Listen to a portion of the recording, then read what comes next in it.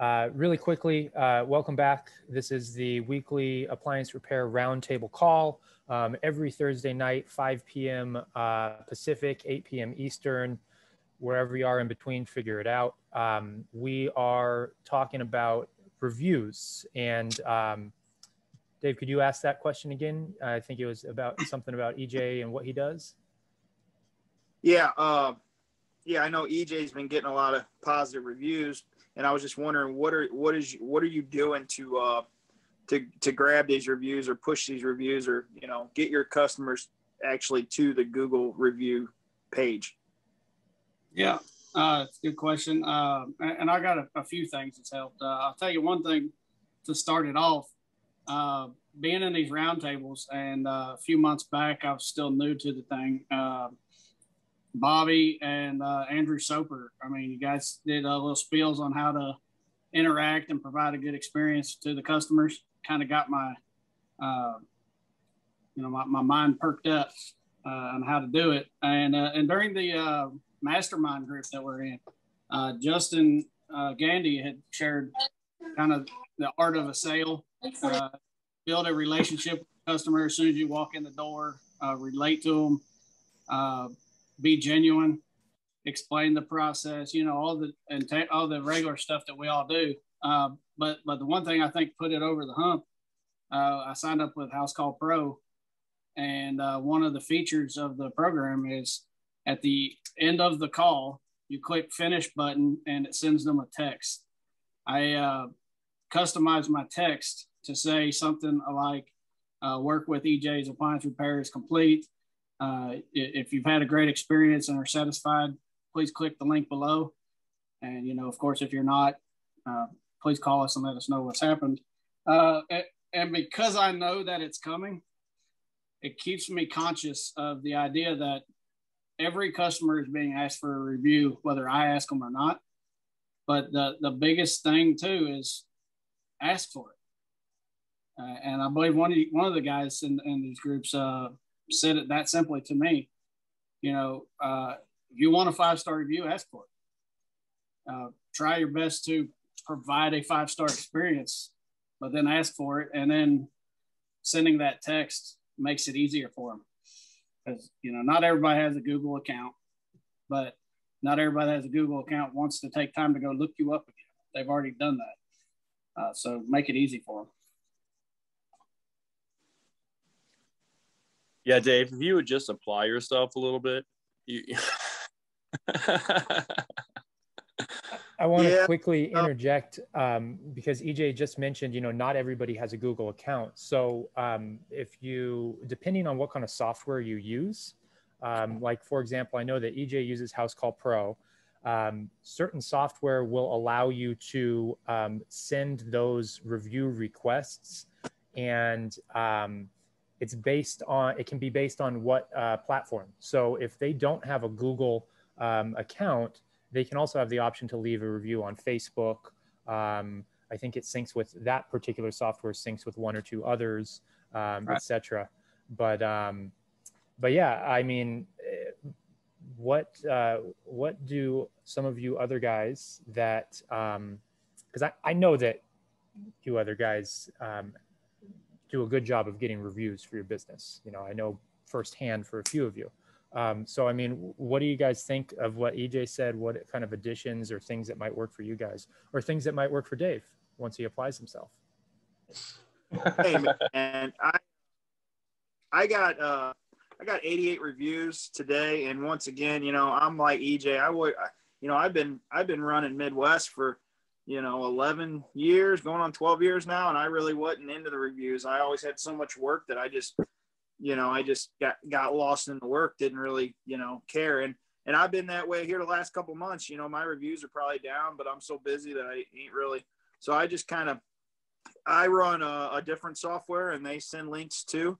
But my software is always changing. They're always doing updates, and these updates kind of suck, when they change it. It screws, the invoices are different, and this is different, and that. So it's like really up to me to go in there and see what's messed up, every time they do an update. And I think something with the link, with my Google link is maybe messed up. So I gotta to check that out because I was getting a lot and then it just kind of, you know, faded off. We're still getting some, you know, I got 2 today and 1 last week, but I ain't getting 32 a month like EJ.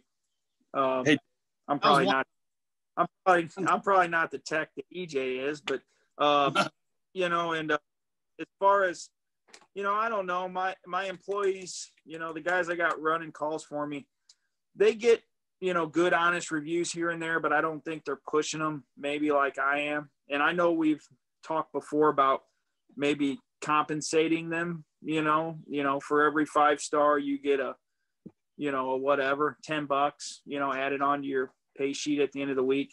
And I really think I should implement that. And I'm curious that, you know, my girlfriend is a general manager for a restaurant, and they do, like, for every 5-star that's mentions your name, you get a $10 gift card, which I'm not into gift cards. I like cash. So, I mean, are you guys doing any of that? Hey, Dave, let me answer on this one.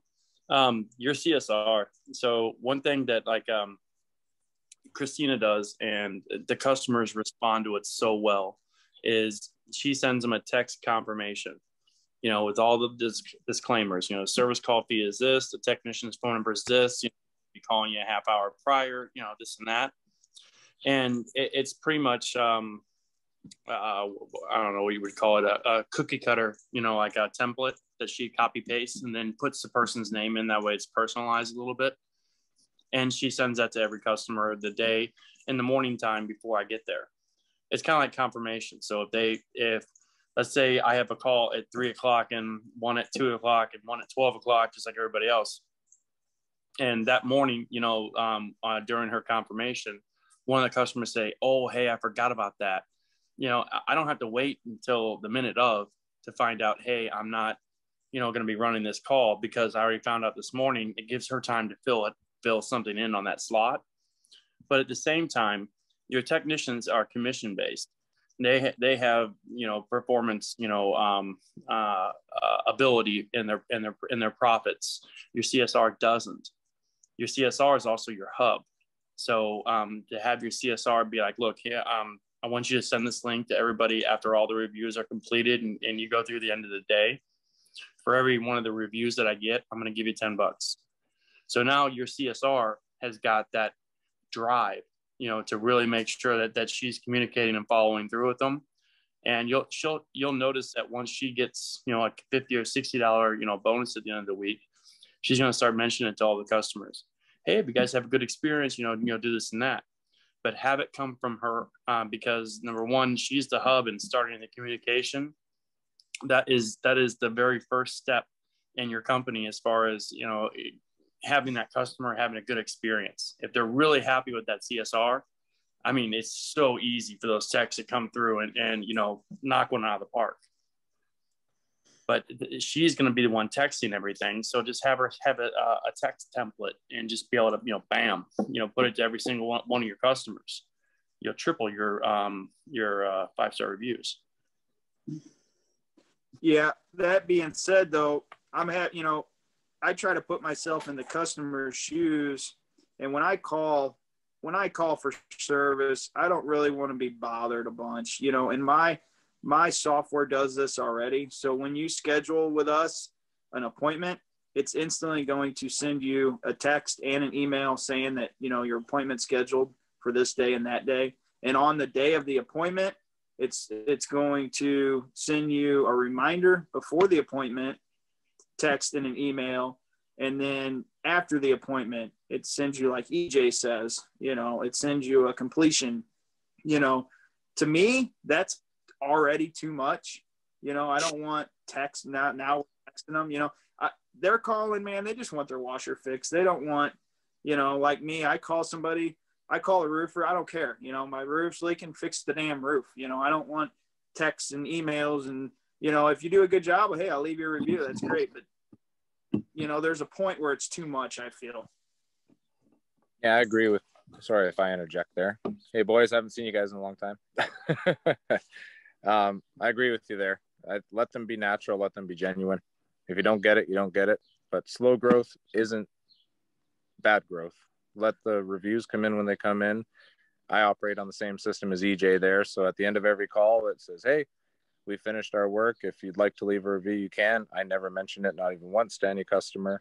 I don't have 100 in 2 months, but I think we're at 99 reviews now at almost 2 years, and never once mentioned ever to a customer to leave a review, ever.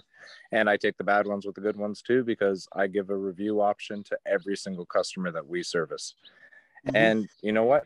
It keeps your focus on just doing a good job. And if you do a good job, chances are you're going to get a good review. And the bad ones, people are going to realize it's the people that no one could make them happy most of the time. So just let it organically grow. Let people appreciate that. People can tell. People read my reviews all the time and they say, wow, those are genuine reviews. I said, yes, ma'am. Yes, sir, they are. I don't ask for reviews. People, if they feel like I'm worth the extra 2 minutes to take the time out of the day to put a review, they do. And it shows in the review quality, in my opinion. Yeah, I get that too. A lot of my reviews, if you guys look at my reviews, they're not just, hey, did a great job, 5 stars. I mean, it's a legit, paragraph, 2 paragraphs of why they love Dave, why they love Dustin, why, what they liked about our company. And in turn, I leave them a legit, I don't know about a paragraph, but a pretty long, response on how I appreciate their business and taking the time out of their day to talk about our company. Yeah, I was talking about it before hitting the record button, but, Bo and Dave were just talking about what we would call high quality reviews, where the content length, what they're writing is more than a couple words. And Dave's talking about how he replies to those reviews. Just a note to everybody, you guys all know this, but to the people watching this recording, that is a very important thing to try to have done and then to respond back for your business's online organic growth term you might be familiar with called SEO. This is what these guys are talking about right now is definitely an important piece of that puzzle. And I also want to kind of point out, Dave earlier was talking about how like he's, sometimes he's not paying attention to the reviews and they're not really mattering so much because business is booming. And I think it's a good reminder to keep perspective of what I'll call the metrics that matter. And that ties in also to what Bo was talking about, where he's like, he wants all the reviews, the good and the bad. Let's make sure not to get too caught up in how many reviews do we have. That is an important metric, but that's a metric that feeds into one that really matters, which is what's your revenue looking like? What's your profit margin on those jobs looking like? What's the rate of your return trips, first time completes? There are priorities in terms of what you want to be paying attention to. And then with Bo talking about bringing in the good and the bad reviews on one hand, when they're bogus ones, you can reply to it and you can take that bad review and turn it into a better impression than any 5-star review can have, because you're coming across as a professional, respectful business owner replying to some bogus review, and people will see that. And 2, if it's a legitimate bad review, then you as a business owner or you as a manager, you want to know whatever that bad review is unveiling for you. They might be talking about something that you're not aware of, something that you need to fix within your business. But yeah, I just wanted to chime in on a couple things that popped up. And one thing I was thinking while we're in a quiet spot that kind of showed up with each one of us talking, and some people in the appliance repair community overlook this part. The customer experience. And in my opinion, it's more important than being a great tech. Yes, they call you because they want it fixed, but they want to have an experience. The customers I want, the relational customers, want to have a good experience. Yes, that experience generally should end with their machine is fixed for a fair price. But even a lot of my 5-star reviews come from walks. It's the people that I'm legitimately honest with and fair to and give good advice, then maybe it's not worth fixing, and they appreciate it. Just another take to keep everybody honest. Yeah, I mean, that goes into, you know, I've heard TK say it on a lot of his talks, you know, just put yourself in the customer's shoes. You know, I do that on a daily and tell the guys working with me, you know, it's like, you know, how would you like this scenario? I constantly am thinking like, how would you like this scenario to be if I was, you know, if the roles were reversed, you know, just being honest, you know, like you said, regardless of the appliance part of the deal, you know, just be honest on the whole thing, and you, the customer, appreciates that.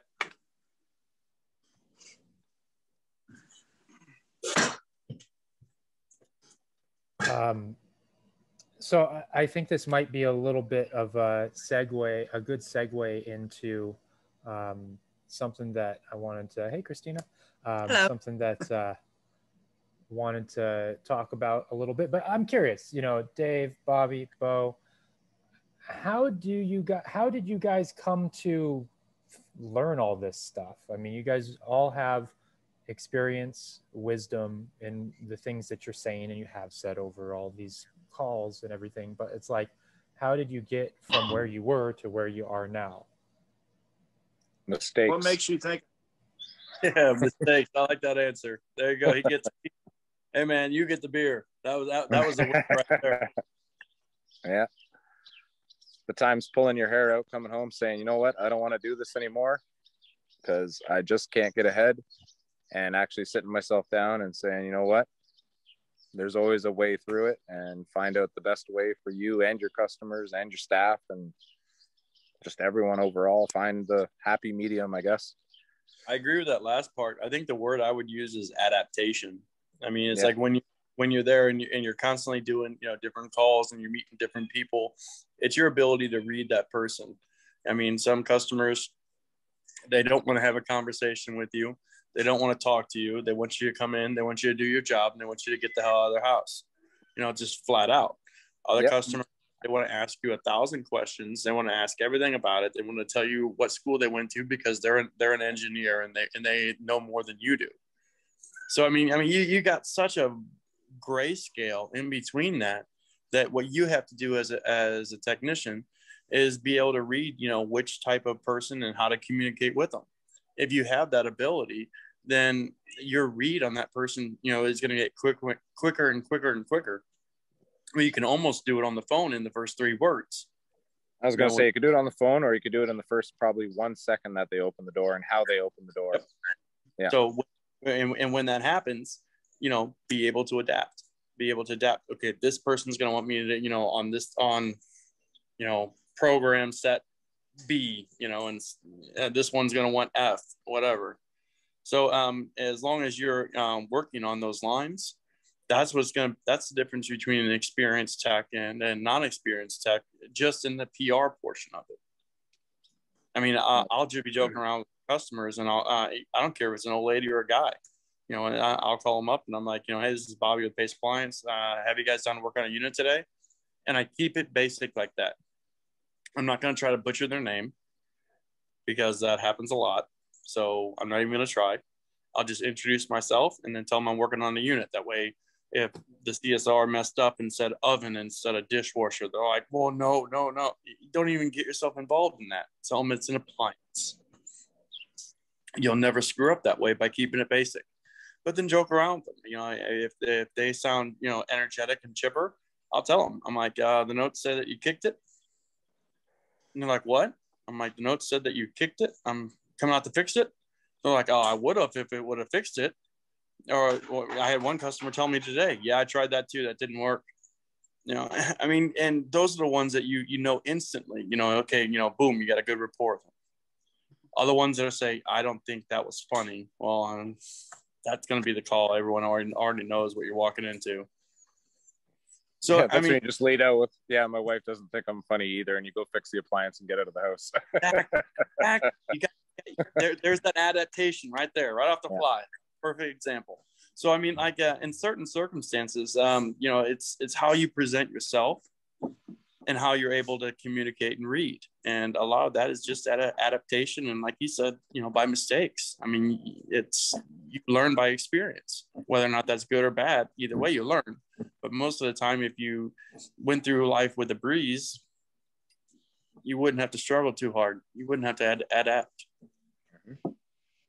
I think you learn just from knowing that you need to learn. You know, I don't know everything with customers and reviews. And I mean, why do you think I'm logged into this? You know, it's not just to see your guys' fit.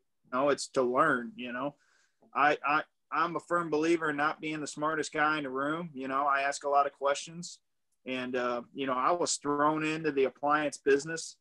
You know, I did heating and cooling, got laid off, called a guy who was advertising for heating and cooling. He said, "Hey, we do a lot of appliances. Whatever, I need a job." You know, worked for that guy. I was a sub for 50% and didn't even I planned on just being a sub, you know, and then walked into work one day and he was dead, you know, and then, well, that was the end of that. So then I started my own thing. Just last year, I didn't plan on hiring nobody. They kind of God just kind of brought him into my life, and, you know, there he is. Okay, show me the way. Hired. You know, I just go as I'm going, you know. I don't ever think I know it all, but I'm always learning, always trying to learn, regardless of what it is. Well, you know, there's a saying that you just used, Dave, that I really love, and I use it, which is not being the smartest person in the room. And I want to take a couple of minutes to talk. I mean, hey, you guys might get some value out of this, but I want to talk a little bit and ask a little bit from EJ and then TK. And this is for, you know, other people watching this recording. I'm going to snip it out also because we, a small group of us, are putting together what's called a mastermind program. And it's been EJ, TK, and two other core guys that get together weekly and do a much more focused version of what we do here every week, with like setting little micro goals and accountability sort of tied into it or embedded into it. And I'll give more info on the details of it in a separate video. I don't want to take up too much of our time here for the roundtable. But yeah, EJ, do you mind taking a minute or two just to share your experience from not being the smartest person in that room, that weekly call, and the mastermind group that you're in? Yeah. And to kind of pick up where we left off too, and segue into that, you asked how we learn the things that we're doing, right? And to a lot of it, Bobby and Dave are right. You just kind of go and figure it out, right? But some of you know my story. I ran my business for about 2 years before I found any of these groups. I was really just kind of trying to keep it between the ditches and didn't know a whole lot. Kind of had an idea of how to make some money and how to treat people and a little bit of how to fix appliances. And just kind of started figuring it out. But it's when I got in this community, Roundtable, the Appliance Alliance Facebook group, which used to be the apprentice group, and the mastermind is when I really started taking for me at the beginning of the year. Getting together with other guys or girls, like-minded in similar situations at different stages of their experiences and progression, their businesses, and sharing the ideas. I mean, when we started the mastermind groups with Alex and the other guys, I was the most junior guy as far as owning a business, the most inexperienced tech for that matter. But these guys like to say I had better business sense. It just came to me, I guess, in my experience, like the others say. But I went in there humbled because I knew I was not the smartest one in the room, and I had little to give, in my opinion, but a lot to gain. But I went in open-minded and gave all I could, took all I could, and I'm seeing the results from the last 6 months being involved in these groups. You know, some of you guys remember how I was several months ago, and might have even seen some of the progression. I have a lot better grip on what it takes to run an appliance repair business, how to properly diagnose and price repairs, you know, how to deal with customers, how to turn a bad situation into a better situation, get the reviews, make the phone ring. You know, all of these things came from going out and doing it and experiencing it, but also having the community around us. And the mastermind was a huge part of that after the roundtables. TK, did you want to share a little bit about your experience with the mastermind group, and then we can kind of get back into the into some other shenanigans with the rest of the guys? Yeah, for sure. I mean, the mastermind's been a game changer for me. I am not a person that holds myself accountable very well. I'm kind of a free spirit, if you will. So just the accountability part and having my favorite part of the mastermind personally is the camaraderie. You know, all of us deal with similar stuff every day. And just to have that time to discuss what's going on in your life, set some attainable goals for that week. You know, we're not setting crazy goals. We're not doing anything where, like, it's just basic goals to better your business. And some weeks I don't get any of my goals, but I know I have that accountability there where those guys are going to be like, all right, you know, next week we'll see where you're at or whatever. And really just brainstorming and sharing ideas with other business owners has really changed it for me. Cool. Can you give an example of one of them goals? Just one example of maybe a goal that you guys had to that you set? Yeah, let me pull up my so we have an accountability sheet. It's a Google sheet. I'm gonna pull it up now. While he's pulling it up, I mean, EJ's reviews came out of his mastermind goals, right, EJ? Yes. Right. Good point. Yeah. Being a newer business, and I'm about 30 minutes east of the closest metro area, which is Lexington, Kentucky. I've been trying to grow my business into Lexington without a Lexington address. And a lot of that is advertising and SEO. And one of the key parts to that was getting my Google presence up. And when I started in the mastermind, I had 24 reviews. And some of this stuff from the roundtable and the mastermind group helped me to focus on it. And, you know, like Bobby mentioned earlier, I did focus, and I'm not so focused on it now. But one of my goals was, you know, Bobby had mentioned before, try to get one review every day. All right. And I took it literally. I wanted one every calendar day. So my goal was 30 5-star reviews in a month, which was unheard of because I had 2 years and only had 24 reviews previous.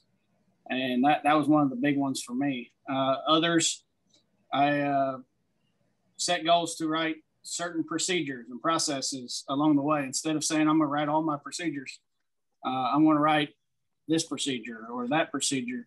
I created a KPI sheet so I can track my performance, so I can pay attention. You know, the old business advice, know your numbers.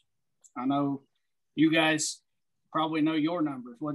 How much profit you got? What's your average call worth to you? You know what? You know these numbers, and I knew them, but after the week was over, I didn't pay attention to it. So creating a KPI chart, I could watch the trends and keep an eye on it. I wanted to get off of Google Calendars and get into a real work management system. And I'll tell you, as far as accountability goes, I mean, those are just to-do items. to normal people. But when you're a business owner running calls and trying to run a business, those are things that fall through the cracks. You forget about it. And I'll tell you, like TK said, I mean, we're business owners. Who's telling us what to do? So if I have an idea that I'm going to do something that's going to help me reach a bigger goal, and these little goals add up, and I share it with these guys, as TK said, I come back 2 weeks later and I ain't made no progress. It's peer pressure to some degree. We hold each other accountable. Like, wait, what'd you do? Yeah. What are you going to do this week? And it's that kind of stuff that's simple enough. The bigger goals is that lead to the smaller goals is where do you want to be in 5 years? What kind of business do you want? Do you want to have multiple techs? Do you want to have multiple locations? Do you want to hit a certain profit number? And then you break that down into smaller chunks. Like, what do you got to do this year to hit that? And what do you got to do this month to hit that yearly goal? Yeah, and that's an important component of this. And that's where it all starts, is like, where do you see your business in 10 years? Or where do you want to see your business in 10 years? And then you break that down into smaller chunks, as EJ was just saying. You go from a 10-year target to your actual 3-year goal to 1 year to quarterly. And then you have very tangible quarterly goals that you look at. What do I need to do week over week in order to reach those quarterly goals? And then that's where the weekly meetings and the accountability with everybody else being like, hey, EJ, like, you need to be hitting, however many, whatever that is, about, 7 reviews since we talked last week, if you want to stay on pace to hit that goal that you set for the reviews, that kind of thing. So that's an important thing about it. But definitely wasn't trying to turn this into like a big kind of promotion on the mastermind thing. But TK, did you want to quickly just share some of your goals since David asked, and then we can shift gears back to some other stuff? Yeah, I got them pulled up. So my goals for this week, let's see here. I have several. I'll just give a couple of them.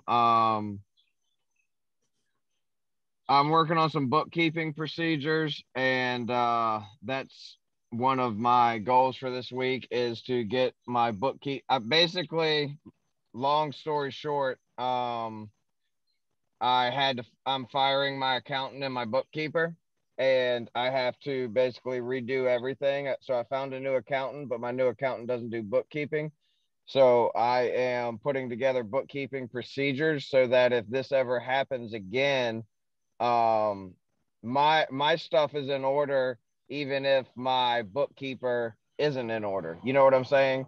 My problem is I was relying too much on a bookkeeper and not have like EJ said, I didn't know my numbers. I was just looking at the quarterly reports, looking at my reports, weekly reports, and all that stuff. So I have to be much more organized when it comes to the structure of my bookkeeping. Another one that I had, I'll just give you two, was to finish a maintenance package brochure. And I don't think I'm going to finish it. It's 92% done. But what we're putting together is a maintenance package brochure to give out to customers when we're running service calls, present them to our property managers, all that stuff. And I'm not exactly sure the exact end result of it, but hopefully we're going to get into a lot more of appliance, regular maintenance on appliances, where we're doing more dryers and dryer vent cleaning and, just coming out to make sure everything is running smoothly, because we have so many customers asking about it. And so many customers, when we're out there educating the customer, they're asking about, I didn't even know I was supposed to do that. I didn't know I was supposed to do this. Well, these are all things that we offer on a yearly package or a 6-month package, however you want to do it. So I'm putting together a brochure to present that to the customer. I want to know one thing, TK, about that. How exactly did you get to the 92% figure on completion? Well, I figured about a month ago I was 46% done, so now I'm probably about 92% done. Let's just put it this way, fellas. I'm not too good at goals, but it still helps tremendously. Acquiring goals slowly is better than not acquiring goals at all. I'll put it that way. Yes. Low profit. So I will say this about it. You know, I think any way that you try to improve yourself is a step in the right direction, irregardless. You know, I mean, whoever has whatever method. And I'll go ahead and put it out there. It's like, so like me and Dave are good friends, and I'll be honest. I talk to him 2-3 times a day. He calls me, I call him. Hey, I'm on a call, or hey, I'm driving, and we actually get a chance to, to sit down and bullshit. And we'll go over, this customer or this repair, and what would I do? What would he do?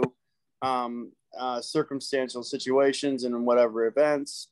I mean, it's day to day, but to be honest, a lot of us, either as business owners or technicians, you find yourself when you get a truly experienced tech that can work on anything. I mean, you would call him a super tech, to sit there and have a communication link with somebody else that you can be competitive with, like not as a company, but as a, like an individual. I call Dave, and it's like, he's setting the bar, or he calls me and I'm setting the bar. And it's kind of one of those, as my wife calls a bromance, but not really so much. But it's just one of those, things. It's like, I look up to him. He looks up to me. We're always trying to find, like what's a better way to run our business. We're always trying to, improve ourselves and push ourselves, that little bit extra. And I'll call him and I'm like, hey, what are you doing at 7:00? He's like, oh, I'm just finishing mine. I'm like, well, I'm already home. I got my feet up, so I know, hey, he's working hard. I'm not. I need to be doing more, or, whatever the circumstance is. But one of the things that I will point out, and I wanted to add in, is lately it's you can pay for your advertising, and you can do your Google ads, and you can do this and that, and you can do what you were talking about trying to improve your profits. I looked over mine, and it's like, well, where do I make the most amount of money? I want more of those calls. How do I get more of those calls? So I did a lot of research, and I looked into it, and I came across the whale. I really did, and I ran with it. I set it up. I got everything done. I invested $3,000. I bought a $600 charging kit. I locked myself into doing a whole bunch of sealed systems. I do mean a whole bunch. And I've been busting my ass, trying to do it. And I've been billing it all out. And I think right now I'm at like, $10,000, that they owe me right now. And it's just like inside of 1 month, one contract, $10,000 a month. That one contract alone will put me 6 figures. So, I really worked hard to try to find all these ones, but the whole goal is like, I'm tired of paying for advertisement, when I can set up with contracts with, all these different places. When I was talking with Dave about it, what really, kind of put the fire under my butt was he's telling me he's got 50 contracts with all these different apartments and all these different, vendors and all these different things. I'm like, well, shit, I want that too. So, I looked out and I reached out and I started finding them. So, I mean, whatever avenue you guys go to look at, always continue to improve yourself. Yeah, that's good stuff. Well, that's a lot what we're talking about. I mean, you guys have something special being in the same city and have a mutual love for it. I don't know what kind of love, but definitely some kind of bromance. But yeah, I mean, the thing that the mastermind brings, it's different, and it's just a different thing. It's a little more structured to that, because us guys do the same thing. We call each other all day long, and maybe have a bromance too. But ours is a 4-way bromance, so there's more love to go around. So get in line if you want part of that. Yeah, there's the shenanigans. Let me brag on that a little bit, because Alex said he wasn't trying to do a sales pitch for the mastermind, but hey man, that was kind of a good sales pitch. I mean, what you guys are doing, that sounds pretty good. I mean, what TK's goals were on that contract, I've been thinking about that for many years, you know, like I said, I come from an HVAC background. It's a little different than appliance repair, but, you know, we do HVAC cleaning checks, you know, spring and fall. You know, it's a thing. If you're running heating and cooling, that's what you're doing, and people expect it. Now, a big thing in the heating and cooling world is contracts. You know, everybody sells contracts, and I'm running a heating, cooling, and an appliance repair business, and I'm not selling contracts. And really, your company has no value, almost zero value, without contracts. I mean, when you go to sell your business, the value is in how many contracts you have, you know, because that's guaranteed money. You know, other than that, they're just buying a list of, you know, a customer list that you have. And who's to say that your customers are even going to be their customers when you sell them to them, you know, unless they're locked under a contract. Customer list is worth nothing. Zero. Exactly. Everything I've talked about it before, and everything's based on, you know, how many contracts your company's holding. And I've actually taken contracts, you know, customers, you know, they have, you know, where we come from, there's a big company that's in heating and cooling, and they just jumped in the appliance repair market, and they're paying their guys good, and they got some good techs from Sears and some other companies. And obviously they had their contract structure already developed. So they rolled that right into appliance repair.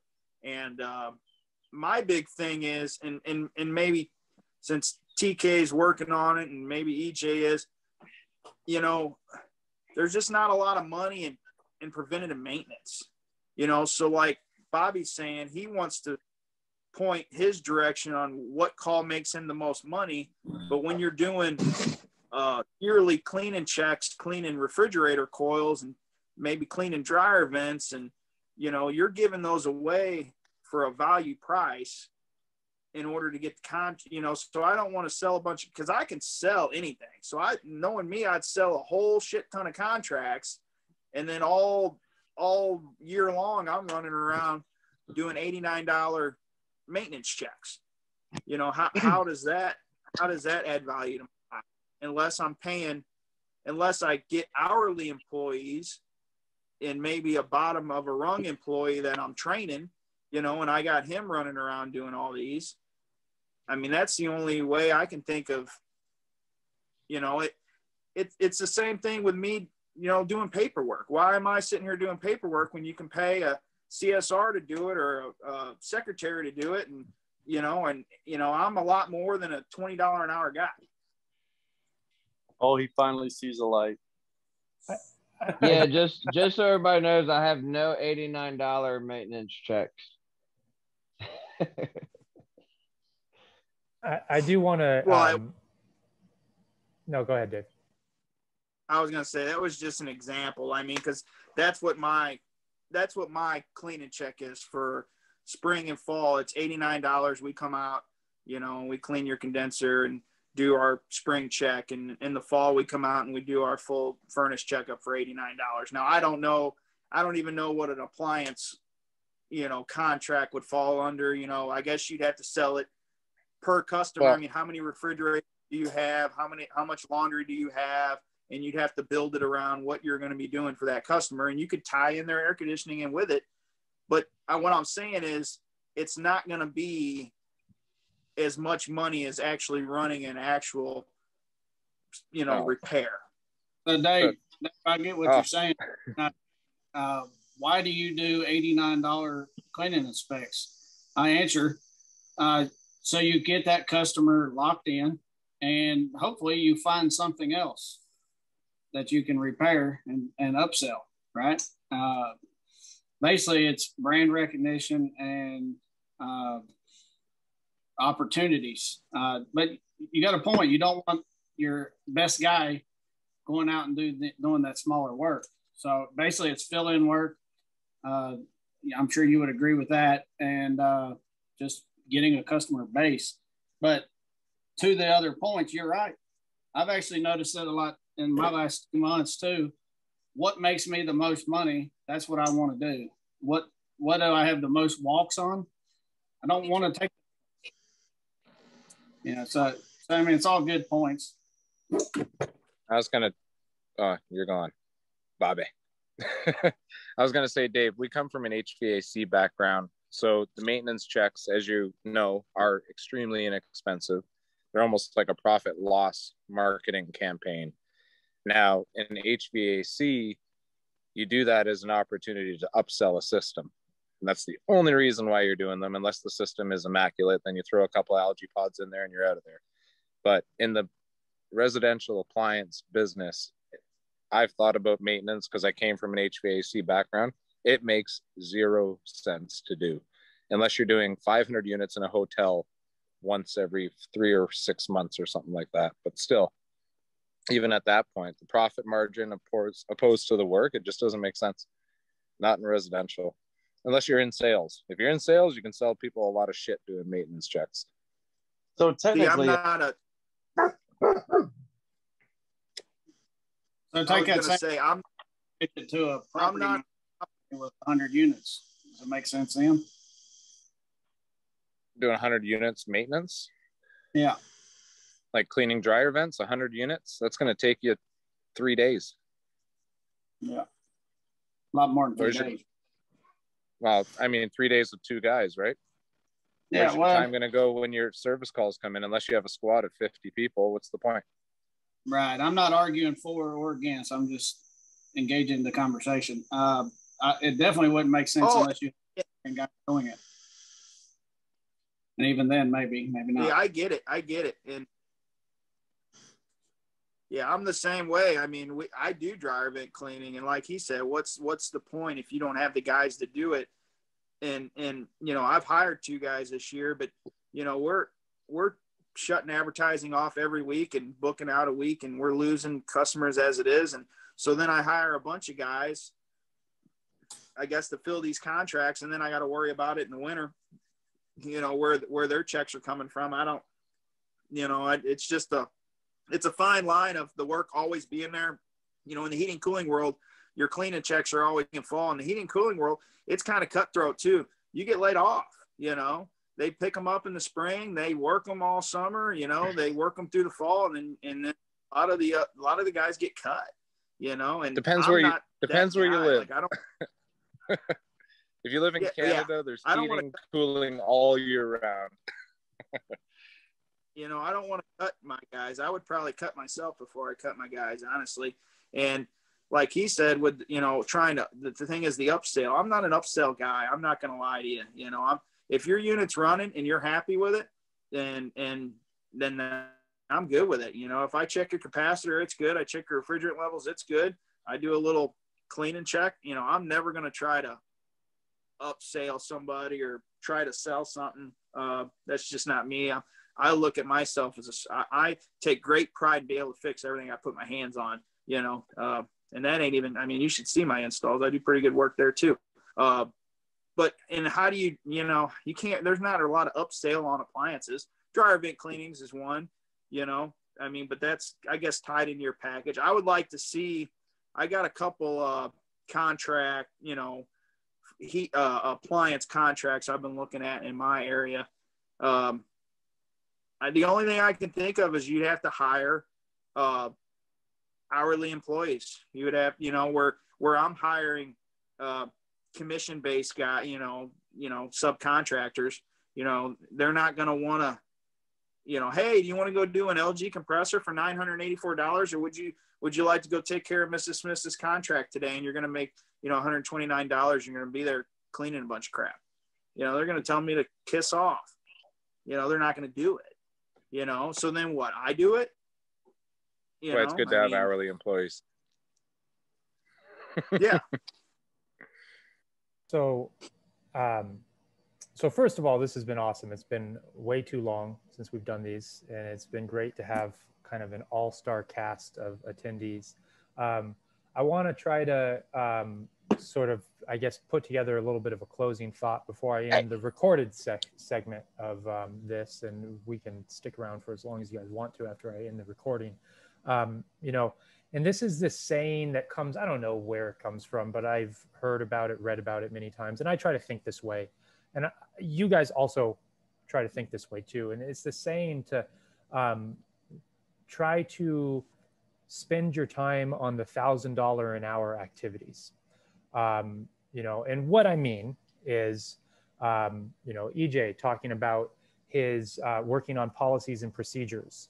You know, these could be policies and procedures for a CSR dispatcher, so that down the line, this is a replicable effort. You know, he's spending his time to develop a piece of a system within his business so that he can hire CSRs and he doesn't have to train them every single time, or he can substantially cut down the amount of one-on-one training that he does need to. You know, Dave is talking about how he's not a $20 an hour type of guy. You know, Bobby's talking about how he's identified the higher profit for his business is sealed system and compressor work. So he's trying to focus his efforts and his time on those, you know, $1,000 an hour. I mean, it's technically not $1,000 an hour doing compressor repairs, but you know, I think the point is put across there. So, you know, I'm hearing it from all of you guys in different ways. And I guess just like a little bit of a kind of a, I don't know, a message to anybody watching the recording is, yeah, try to think of things when you're trying to build your business, when you're trying to build your own experience, try to think of things in that perspective of like, how can I spend my time and where can I spend my time in the most impactful ways? And where are other areas that I can delegate the time to be spent by others, where if I'm spending my time there, it's taking away from my ability to be more impactful with the efforts that I'm making. So with that, I'm going to stop the recording, and we'll be back next week, Thursday, 5 p.m. Pacific, 8 p.m. Eastern. And